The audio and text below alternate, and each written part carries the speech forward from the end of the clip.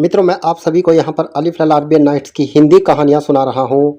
यह रहस्य और रोमांच से भरी हुई कहानियाँ हैं। आज की कहानी है किस्सा दूसरे बूढ़े का, जिसके पास दो काले कुत्ते थे। दूसरे बूढ़े ने कहा, हे दैत्यराज, ये दोनों काले कुत्ते मेरे सगे भाई हैं। हमारे पिता ने मरते समय हम तीनों भाइयों को 3,000 अशर्फियाँ दी थी।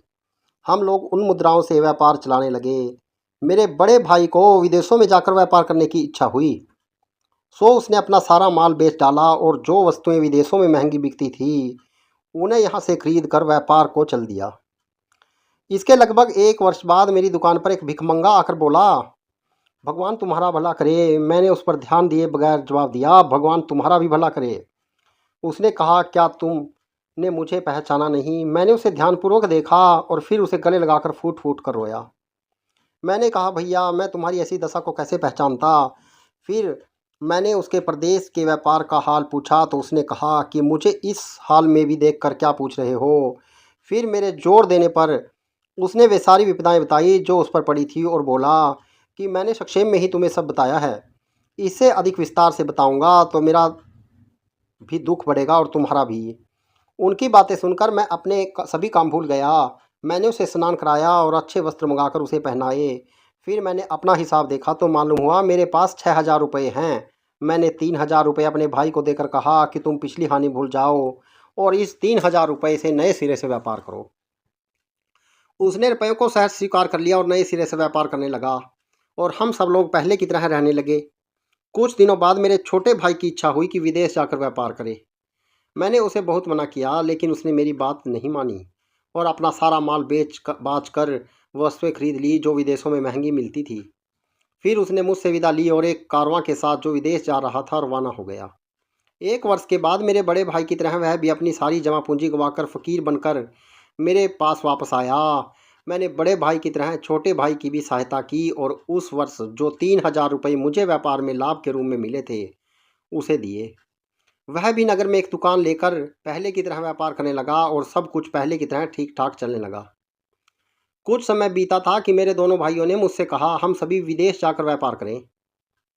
पहले मैंने इनकार किया और कहा कि तुम लोगों को ही विदेशी व्यापार में क्या लाभ हुआ जो मुझे भी इस बार चलने को कह रहे हो?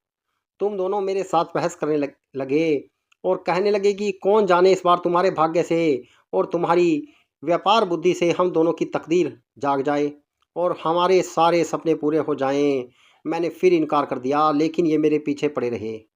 यहाँ तक कि इसी बहस में 5 वर्ष बीत गए और इस अवधि में उन्होंने मेरी जान खा डाली।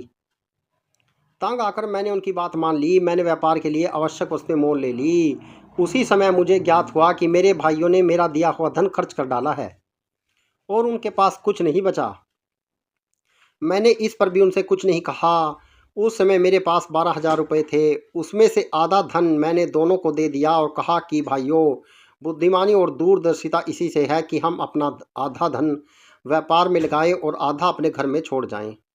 अगर तुम दोनों की तरह इस बार भी हम सब को व्यापार में घाटा हो तो उस समय घर में रखा हुआ धन काम आएगा और हम लोग उसे व्यापार में लगाकर अपना काम चलाएंगे।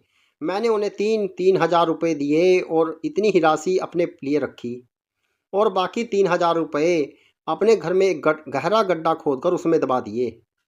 फिर हमने व्यापार की वस्तुएं खरीदी और जहाज पर सवार होकर एक अन्य देश को निकल गए। 1 महीने बाद हम कुशलतापूर्वक एक नगर में पहुंचे और व्यापार आरंभ किया। हमें व्यापार में बहुत लाभ हुआ। फिर हमने उस देश की बहुत सी अच्छी वस्तुएं अपने देश में बेचने के मंतव्य से मोल ली। जब हम उस स्थान पर लेन देन कर चुके और जहाज पर वापस आने को तैयार हुए तो एक अत्यंत सुंदर स्त्री फटे पुराने कपड़े पहने हुए मेरे पास आई। उसने जमीन पर गिरकर मुझसे सलाम किया और मेरा हाथ चूमा और मुझसे निवेदन किया कि मेरे साथ विवाह कर लो। मैंने इस बात को ऊंची तरह समझा और इनकार कर दिया, लेकिन वह गिड़गिड़ाती और मिन्नतें करती रही। अंत में मुझे उसकी निर्धनता पर दया आ गई और मैंने उसकी प्रार्थना स्वीकार करके उसके साथ विधिवत विवाह कर लिया और उसे अपने साथ जहाज पर चढ़ा लिया। मैंने रास्ते में देखा कि वह केवल सुंदरी ही नहीं थी, बुद्धिमती भी है। इस कारण मैं उसे बहुत प्रेम करने लगा, किंतु मेरे सौभाग्य को देखकर मेरे दोनों भाई जल मरे और मेरी जान के दुश्मन हो गए। उनका विद्वेष यहाँ तक बढ़ गया कि एक रात जब हम दोनों सो रहे थे उन्होंने हमें समुद्र में फेंक दिया। मेरी पत्नी ने जैसे कोई अलौकिक शक्ति हो, जो ही हम दोनों समुद्र में गिरे वह मुझे एक द्वीप पर ले गई। जब प्रभात हुआ तो उसने मुझे बताया कि मेरे कारण ही तुम्हारी जान बची है। मैं वास्तव में परी हूँ। जब तुम जहाज पर चढ़ने के लिए तैयार हो रहे थे तो मैं तुम्हारे यौवन और सौंदर्य को देखकर तुम पर मोहित हो गई थी और तुम्हारे साथ प्रणय सूत्र में बंधना चाहती थी। मैं तुम्हारी सहृदयता की परीक्षा भी लेना चाहती थी, लेकिन मैं फटे पुराने कपड़े पहनकर भिखारियों की भांति तुम्हारे सामने आई। मुझे इस बात की बड़ी प्रसन्नता हुई कि तुमने मेरी इच्छा पूरी की। तुमने मेरे साथ जो उपकार किया उसी से मैं उऋण होना चाहती हूँ, किंतु मैं तुम्हारे दोनों भाइयों पर अत्यंत कुपित हूँ और उन्हें जीता न छोड़ूंगी। उसकी बातें सुनकर मुझे घोर आश्चर्य हुआ। मैंने उसका बड़ा एहसान माना और अत्यंत दीनतापूर्वक कहा कि तुम मेरे भाइयों को जान से न मारो। यद्यपि उन्होंने मुझे बड़ा कष्ट पहुंचाया है, तथापि मैं यह नहीं चाहता कि उन्हें ऐसा कठोर दंड दिया जाए। मैं जितना जितना ही अपने भाइयों की सिफारिश करता था उतना ही परी का क्रोध बढ़ता था। वह कहने लगी कि मैं यहाँ से उड़कर जाऊंगी और उन दुष्टों समेत उनके जहाज को डुबो दूंगी। मैंने फिर उसकी खुशामद की और उसे परमेश्वर की सौगंध देकर कहा कि तुम उन्हें इतना कड़ा दंड न दो देना। सज्जनों का काम यही है कि वे बुराई के बदले भलाई करें। तुम अपने क्रोध को ठंडा करो और यदि तुम उन्हें दंड ही देना चाहती हो तो मृत्यु दंड के अतिरिक्त जो दंड चाहो दो। मैं उसे इस तरह समझा बुझाकर मना रहा था कि उसने एक क्षण में मुझे उड़ाकर मेरे मकान की छत पर पहुंचा दिया और स्वयं अंतर्ध्यान हो गई। मैं छत से उतरकर घर के अंदर गया। फिर मैंने गड्ढे में अपने दबाए हुए 3,000 रुपये निकाले और दुकान में जाकर फिर कारोबार करने लगा। जब मैं दुकान से घर को वापस आया तो मुझे यह देखकर आश्चर्य हुआ कि मकान के अंदर 2 काले कुत्ते मौजूद हैं। मुझे देखकर वे दुम हिलाते हुए मेरे पास आए और मेरे पांव पर सर रखकर लौटने लगे। उसी समय वह परी मेरे घर में आई और मुझसे बोली कि इन कुत्तों को देखकर घबराना नहीं, ये तुम्हारे दोनों भाई हैं। यह सुनकर मेरा तो खून ही सूख गया। मैंने दुखी होकर परी से पूछा कि ये कुत्ते कैसे बन गए। उसने कहा, मेरी एक बहन है जिसने मेरे कहने पर तुम्हारे जहाज का माल असबाब समेत डुबो दिया और तुम्हारे भाइयों को 10 वर्ष के लिए कुत्ता बना दिया। यूँ कहकर परी अंतर्ध्यान हो गई।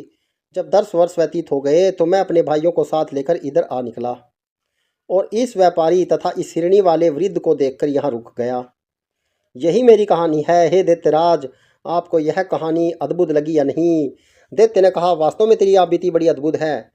मैंने व्यापारी के अपराध का 2/3 भाग भी माफ़ कर दिया। इस पर तीसरे बूढ़े ने इन दोनों की तरह दैत्य से कहा कि अब मैं भी अपना वृतांत आपसे कह रहा हूँ। यदि आप इसे भी अद्भुत पाएँ तो कृपया व्यापारी के अपराध का बाकी 1/3 भाग भी क्षमा कर दें। दैत्य ने यह बात स्वीकार कर ली। मित्रों, मैं आप सभी को अलिफ लैला अरबियन नाइट्स की हिंदी कहानियाँ सुना रहा हूँ। कहानी रहस्य, रोमांच और जादू से भरी हुई हैं। कहानी अच्छी लगे तो हमारी चैनल को सब्सक्राइब, वीडियो को शेयर और लाइक कीजिएगा।